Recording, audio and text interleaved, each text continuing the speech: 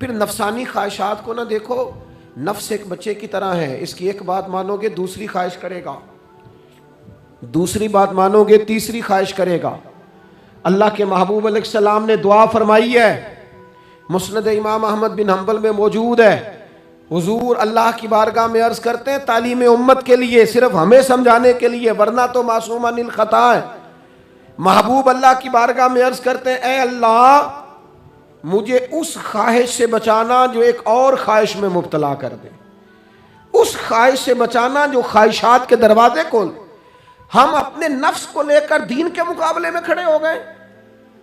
میری برادری کہتی ہے کہ شادی میں ڈھول بجے گا، تماشا ہوگا، اور اللہ رسول کہتے ہیں کہ اس میں شریعت کا بول بالا ہوگا، پتہ چلے گا جیتتا کون ہے۔ میری اولاد کہتی ہے کہ اس راستے جانا ہے، رب رسول فرماتے ہیں اس راہ پہ جانا ہے، نفس کی خواہش اور ہے، اللہ رسول کا حکم اور ہے، ہم اس کو تسلیم کرنے کو تیار نہیں ہوتے۔ معافی مانگنی پڑ گئی ہے ایک بندے سے، ہماری جو بنائی ہوئی قبیلے اور برادریوں میں اونچ نیچ ہے اس کے حساب سے ہم بڑے قبیلے سے ہیں، وہ چھوٹی قبیلے سے ہیں، ہم نے جو بنائی ہے، ورنہ تو قبیلے فقط تعارف کے لیے ہوتے، معذرت کرنی پڑ گئی ہے۔ لیکن کمال ہے ہمارے مزاج میں وہ پیدا ہو۔ اللہ رسول کو راضی کرنے کے لیے تھوڑی دیر اپنے نفس کو کچلے، ممکن ہے ایسا ہو؟ کرتے ہی نہیں ایسا، مزاج نہیں بنایا۔ ہمارے نفس کی خواہش کے مطابق اگر چلے پھر سارا، آپ یقین کریں لوگ استادوں کے پاس جا کے عزتیں اور پروٹوکول ڈھونڈتے ہیں، پیروں کے پاس جا کے عزتیں اور پروٹوکول ڈھونڈتے ہیں، ایسی جگہوں پہ جہاں پروٹوکول دینے کی باری تھی وہاں بھی لینے کے چکر میں پڑ جاتے۔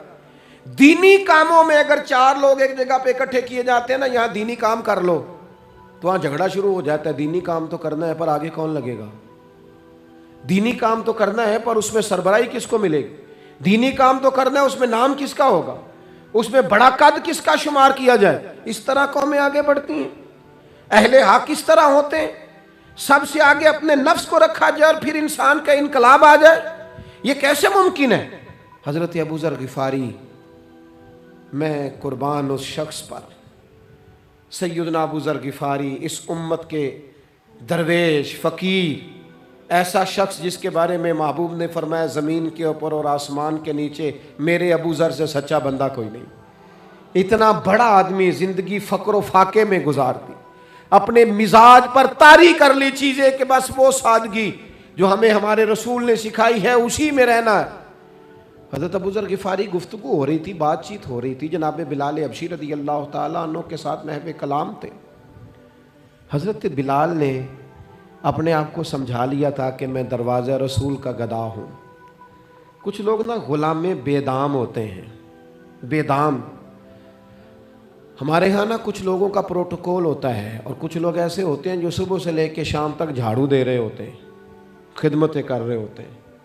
میں آپ کو صحیح معنوں میں بتاؤں تو اصل حقدار وہ ہوتے ہیں لوگ، اصل ڈیوٹیاں ان لوگوں کی ہوتی ہیں۔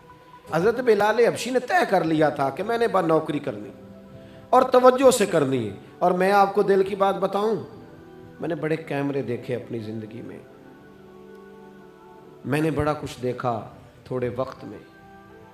میں آپ سے عرض کروں، وہ بڑی مزیدار زندگی ہوتی ہے جس میں انسان تھوڑا پیچھے بیٹھا ہوا ہوتا ہے، جس میں نا بہت سارے کام ہیں۔ میں تھوڑے دن پہلے ایک جگہ جماعت کرانے کے لیے کھڑا ہوا، ایک صاحب نے جماعت کی ویڈیو بنانی شروع کر دی، بعد میں مجھے دوست بتانے لگے او خدا کے بندے، عبادت تقریر میں کبھی رونا آ جاتا تھا، دعا میں رونا آ جاتا تھا، میں نے ضبط کرنا شروع کر دیا، چھوڑ دیا۔ لوگ آنسو بیچنے لگ جاتے، پیر صاحب رو پڑے۔ پیر صاحب کس بات پہ روئے؟ او خدا کے بندو، پیر کو معافی لے لینے دو اللہ رسول سے، اپنے لیے اپنے سنگیوں کے لیے اللہ کے حضور اسے آنسو بہانے دو۔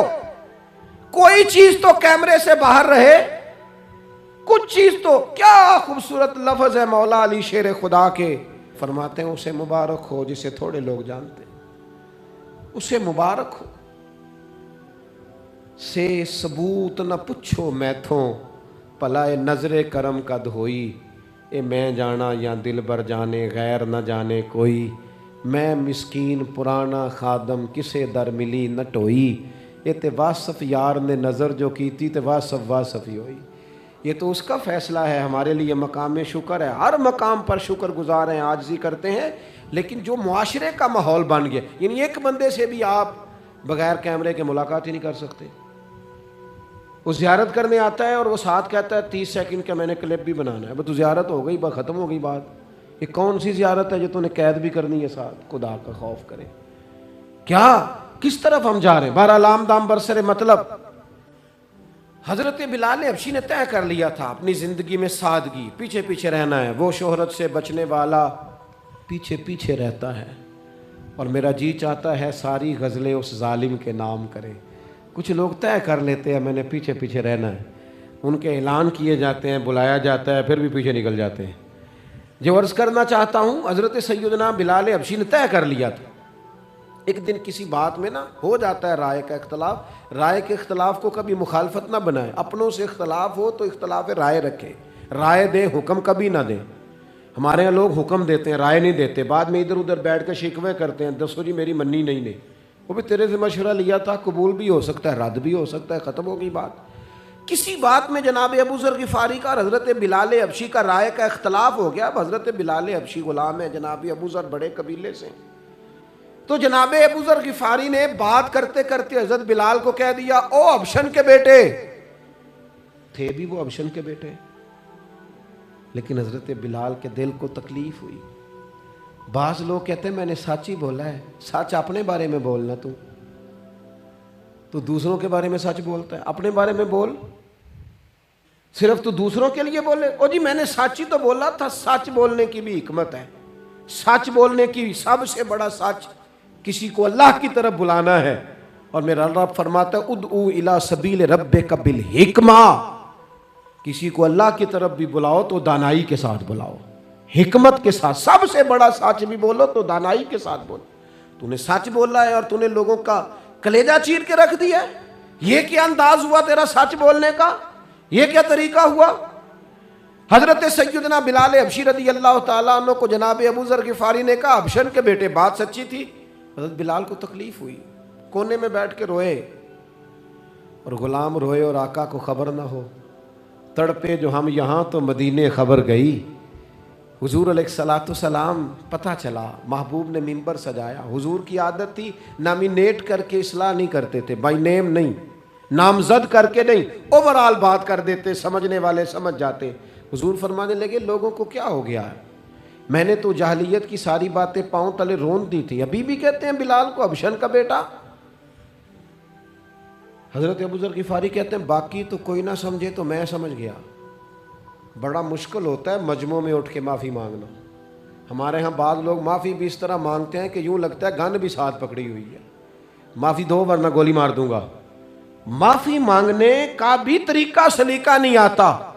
اور دنیا میں کچھ ایسے نفس پرست ہیں, ان کو استادوں سے معافی مانگنے پڑی تو نہیں مانگ سکتے.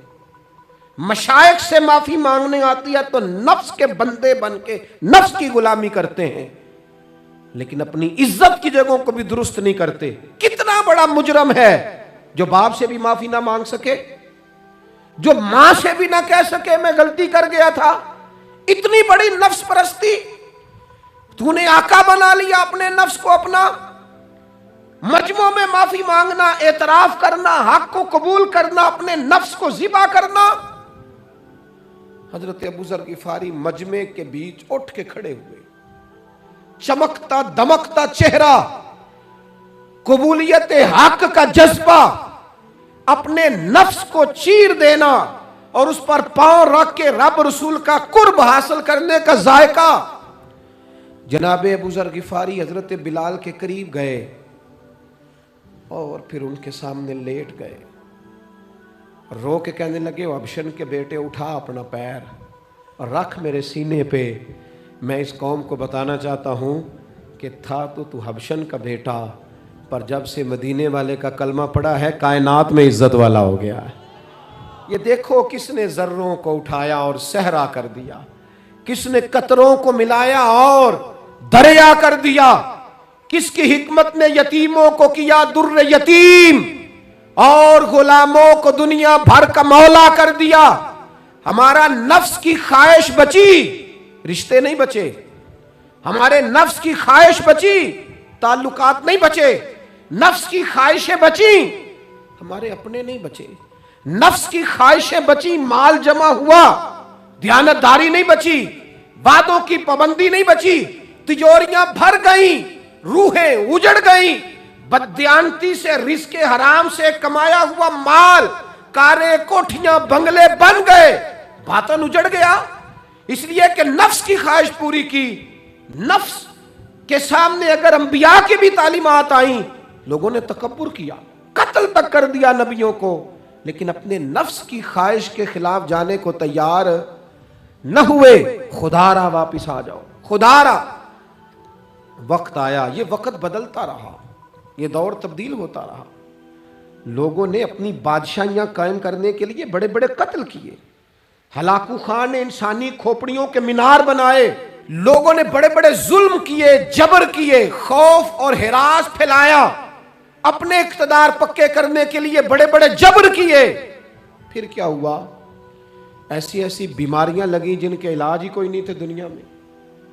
भरी हुई तिजोरियां, पैसे बाहर गिर रहे हैं, पर डॉक्टर कह रहा है तेरा मर्ज ही वो है जिसका इलाज ही कोई नहीं। अल्लाह तबारक व तआला के कानून से जब लोग टकराते हैं, फिर पाश पाश हो जाते हैं। वक्त गुजरा, टाइम यजीद का आया। वक्त गुजरा तो टाइम उबैदुल्लाह इब्ने ज़ियाद का आया, टाइम शिमर का आया। 1450 साल गुजरने के बाद इस हजारों के मजमे में से एक एक बच्चे को हदीस याद है कि हसन और हुसैन जन्नती जवानों के सरदार हैं। बताओ, यजीद को नहीं आती थी? शिमर को नहीं पता था? कलमा तो पढ़ते थे ना ये। उबैदुल्लाह इब्ने ज़ियाद को नहीं पता था? नबी पाक अलैहिस्सलाम के कंधों पर हसनैन रहे, इन सब को पता नहीं था? ये जानते नहीं थे कि ये वो हसनैन करीमैन है जिनको हुजूर सुनते थे, फरमाते थे ये मेरे फूल हैं दोनों। क्या बात रजा उस चमनिस्तान करम की, ज़हरा है कली जिसमें हसन और हुसैन फूल। आज 1450 साल गुजरने के बाद उम्मत को हदीस आती है कि नबी पाक अलैहिस्सलाम ने फरमाया जिसने हसन और हुसैन से प्यार किया उसने मुझसे प्यार किया, जिसने इनसे बुग़्ज़ रखा उसने मुझसे बुग़्ज़ रखा। कलमा पढ़ते थे, मुसलमान कहलाते थे। 10 मुहर्रम को जुम्मे का दिन था। इमाम हुसैन इमामा बांध के घोड़े पर बैठकर खुतबा देने लगे तो एक शख्स अंदर से बोल के कहने लगा, हुसैन तकरीर लंबी ना कर, हमारा जुमा लेट हो रहा है। बल्ले ओ नमाजियों, सामने वो शख्सियत खड़ी है जिस पर अभी दुरूद पढ़ेंगे नमाज में, अल्लाहुम्मा सल्ले अला मुहम्मदिन व अला, अभी दुरूद पढ़ेंगे हुसैन इब्ने अली पर, अभी शहीद करके अभी दुरूद पढ़ेंगे, वो सामने खड़े। और इमाम हुसैन का एक जुमला तारीख ने यूं लिखा है कि शायद रेत के जर्रे भी तड़प गए। इमाम अली मकाम फरमाने लगे, मुझे गौर से देखो, तुम्हें पता है मैं कौन हूं? तुम जानते हो मैं कौन हूं? नबी पाक ने फरमाया था ये हसन और हुसैन मेरे बेटे हैं, क्योंकि मेरी बेटी के बेटे। तुम्हें पता है मैं कौन हूं? सामने इमाम हुसैन खड़े, जानते हो? और इमाम अली मकाम फरमाने लगे, मैं तुम्हारे नबी का नवासा हूं, और आज के बाद तुम्हें किसी नबी का कोई नवासा नहीं मिलेगा, क्योंकि नबी पाक आखिरी नबी हैं। और जब हुजूर के बाद कोई नबी नहीं आएगा तो किसी नबी की औलाद कैसे होगी? तुम्हें आज के बाद किसी नबी के नवासे की ज़ियारत नहीं मिलेगी। मैं कैसे आपसे ये बात आपको अर्ज़ करूं कि सामने हुसैन इब्ने अली भी हों तो लोग नफ्स की ख्वाहिशें पूरी करते हैं।